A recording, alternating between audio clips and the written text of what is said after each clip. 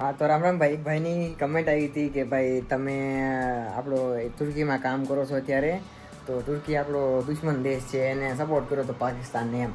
તો અને એમ કહે છે કે ભાઈ કે તમે પાછા આવી આવો, ત્યાં કામ નથી કરવું એમ. વાત તમારી સાચી વાત છે ભાઈ, પણ હું એને એમ કહેવા માગું છું કે ભાઈ તમારા આપણા પહેલાં શું કે તમારા નહીં આપણા પહેલાં યુદ્ધ ભારત પાકિસ્તાનનો ડખો હાલતો હતો ને, એ પહેલાંનો હું અહીં આવ્યો હતો અને પછી ડખો ચાલુ થયો. હવે અચાનક તો મારે જવું કેમ ભલા મને?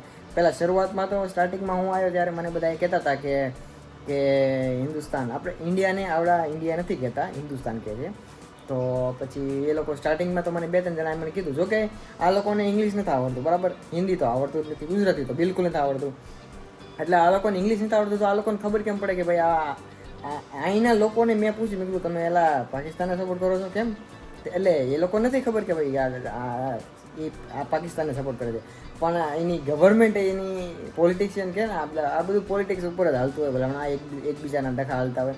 હવે તમે ઇન્ડિયામાં બેઠા હોય બરાબર, હવે તમારે પાકિસ્તાનવાળા શું લેવા દેવા? પણ આ બધું પોલિટિક્સના કારણે, પોલિટિક્સની આ બધી આમ ગેમ હાલતી હોય. ભલા હમણાં પોલિટિક્સવાળા આને પૈસા આપે, ભાઈ તું ઓલા આપણે જઈને ડખો પહેરે. હવે તો બધા આ એ પ્રમાણેનું છે બધું, પોલિટિક્સ જ બધું હાલતું બરાબર. તો હું એ ભાઈને કમેન્ટનો રિપ્લાય આપું છું કે ભાઈ એ વાત તમારી બરાબર છે.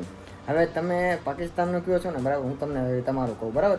તમે જે અત્યારે મોબાઈલ વાપરો છો ને એ ચાઇનાનો છે બરાબર, 100%. અને ચાઇનાનો નહીં હોય ને, કદાચ તમે બીજી કંપનીનો હશે ને, તો અંદર એના જે ડાયોડ હશે, એના જે સ્પેર પાર્ટ હશે, અંદરના નાના માઇક્રોચીપ હશે, એ ચાઇનાની છે બરાબર. તો તમે ફોન મૂકી દો, તમારી હાથમાં ફોન છે ને એ વસ્તુ, કારણ કે ચાઇના તો ફૂલ સપોર્ટ છે પાકિસ્તાનનો બરાબર.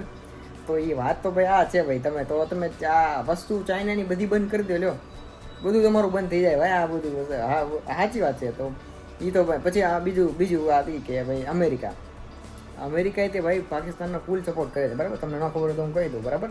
એ લોકો એને જે કાંઈ શું કહેવાય હથિયાર બથિયાર રહે ને, એ બધું આ લોકો જ સપ્લાય કરે બરાબર, અમેરિકાવાળા. તો આ બધું અમેરિકાવાળાની બધી યુટ્યુબ બંધ કરી દો, ઇન્સ્ટાગ્રામ, ફેસબુક આ બધું બંધ કરી દો ભલા. કાલ આપણા લગે બધું હું મોયડાંડિયા રમતા થઈ જાય ભાઈ, ધોળે બેટ રમતા. આ વસ્તુ છે બધી.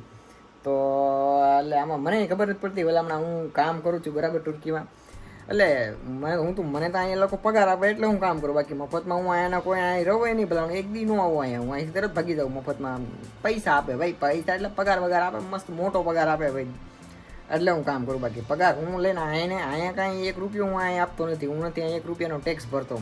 ટેક્સ ભરું છું પણ આ હોટલવાળા ભરે છે. હું મારા પગારમાંથી 1 રૂપિયો નથી દેતો આ લોકોને બરાબર. એટલે હું અહીંથી પગાર આવે એ બધો સીધો ઇન્ડિયા જ મોકલું છું, ઇન્ડિયા વાપરું છું, ઇન્ડિયા ટેક્સ ભરું છું બરાબર. હા, એટલે ઇકોનોમી તો ઇન્ડિયાની ઉપર આવે. અહીંનું જે કે ફોરેન રિઝર્વ હોય એ બધું ઓછું થાય અને ઇન્ડિયાનું વધે બરાબર. એટલે હું આ પ્રકારનું કામ કરું છું બરાબર.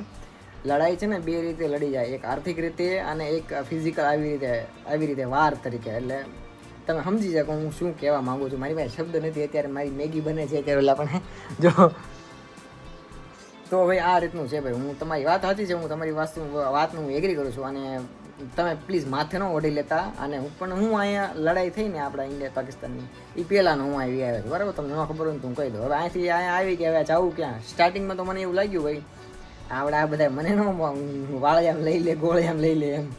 મેં કીધું ભાઈ ઇન્ડિયાનો છે, કારણ કે ઇન્ડિયાના અમે 2 જણા જ છીએ આખા હોટલમાં. 1500નો સ્ટાફ છે, એમાં 2 જ ઇન્ડિયન છીએ અમે બરાબર. બાકી તો બધા અહીંના લોકલ છે, અને થોડાક રશિયાના, યુક્રેનના, અને કાઝાકિસ્તાન ને કિર્ગિસ્તાન ને એ બધા ભેરા બરાબર. અહીંયા અમે 2 જ ઇન્ડિયન છીએ. એટલે મેં કીધું આ બધા તેને અમને ગાળી એમ ન લઈ લે પેલા. પણ ના ભાઈ ના, અમને કાંઈ એવું થયું નથી. અમારો જેટલો પણ સ્ટાફ છે, હોટલનો બધો સ્ટાફ છે, અને અહીંના લોકલ લોકો પણ બહુ સપોર્ટ કરે છે ભાઈ અમને.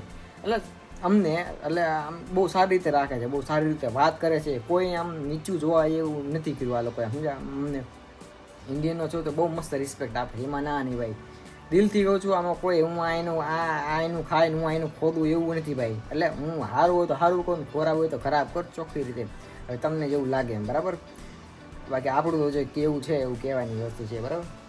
અને બીજું તો એ, અને હવે તમે આ ઇન્ડિયાની વાત કરું ને, હું તમને ઇન્ડિયાની તે કે જો ભાઈ આપણે ઇન્ડિયામાં જ આપણે કેમ આપણે ગુજરાતી લોકો મહારાષ્ટ્રમાં જાય તો કે મહારાષ્ટ્રમાં આવ્યો તો મરાઠી બોલને કા, અગર મરાઠી નહીં આટા તો ગુજરાતમાં ચલે જાઓ. તો ભાઈ આ વસ્તુ છે ભાઈ, આપણા ઇન્ડિયામાં આપણા દુશ્મન ભર્યા છે ભાઈ, આવું છે ભાઈ.